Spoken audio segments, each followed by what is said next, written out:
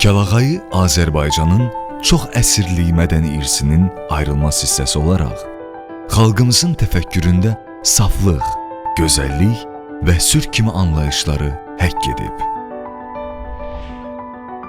Azərbaycanda tarix boyu Kəlağayı sənətinin yaşadığını və inkişafını müxtəlif yazılı mənbələr, əcnəbi səyyah və diplomatlar dönə-dönə qeyd ediblər.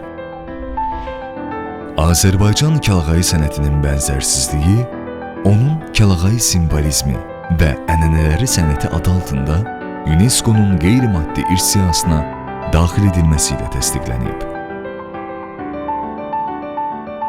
Azərbaycan Kəlağayısının şöhrəti ölkəmizin hüdudlarını aşaraq, mənəvi dəyərlərimizin bir rəmzi olmaqla milli özəlliyimizi dünyada tanıdan maddi sübutdur.